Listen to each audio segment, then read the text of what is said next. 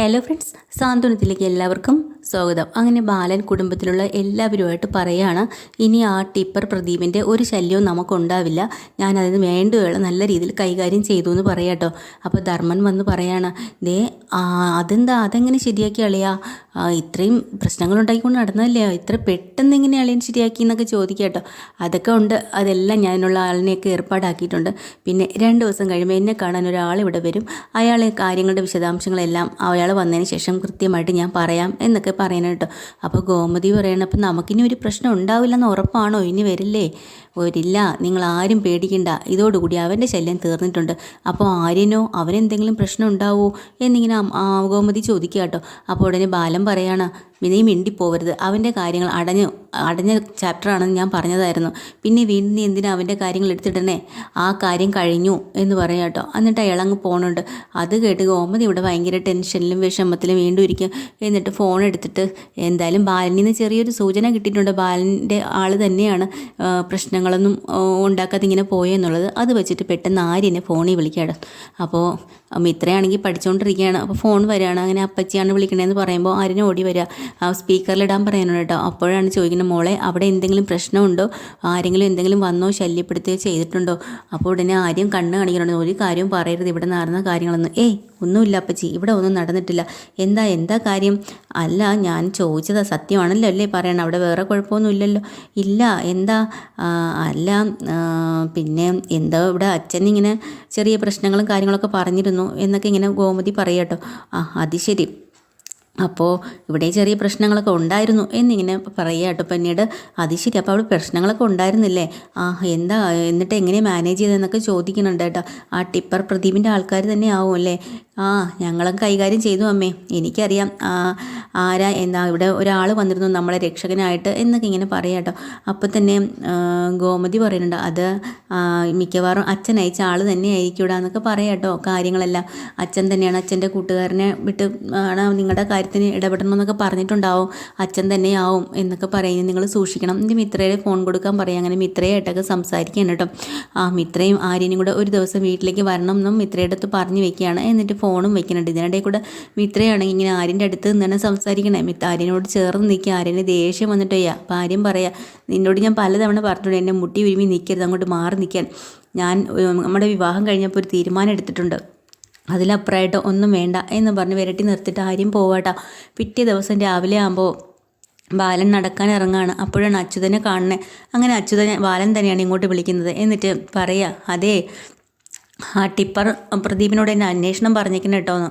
ഇത് കേട്ടിട്ട് അയാൾക്ക് ദേഷ്യം പറഞ്ഞിട്ടുണ്ട്. അപ്പോൾ അച്യുതൻ പറയാണ്, നീ കൂടുതൽ വിളച്ചിലെടുക്കേണ്ട ബാല, ടിപ്പറല്ല, ചിലപ്പോൾ വലിയ ബുൾഡോസർ തന്നെ ഇവിടെ വരും, ഇടിച്ച് നിരത്തും, നീ നോക്കിക്കോ എന്ന് പറയാം.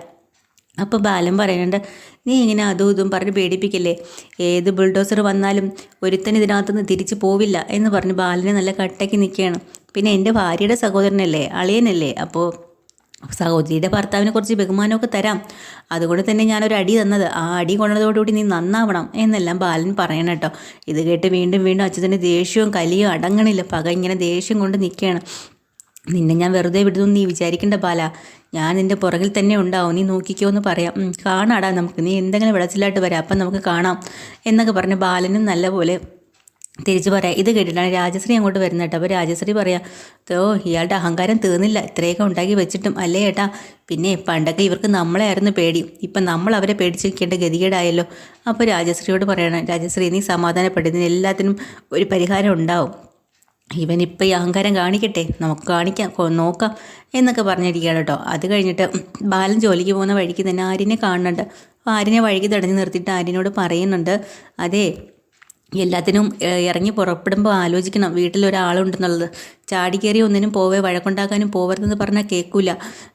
ഞാൻ ആരെയും ക്ഷണിച്ചില്ലല്ലോ എന്നെ രക്ഷകനായിട്ട് വരാനും എന്നെ രക്ഷിക്കാനും ഒന്നും ഞാൻ വിളിച്ചില്ലല്ലോ എന്നും ആര്യം പറയണം കേട്ടോ.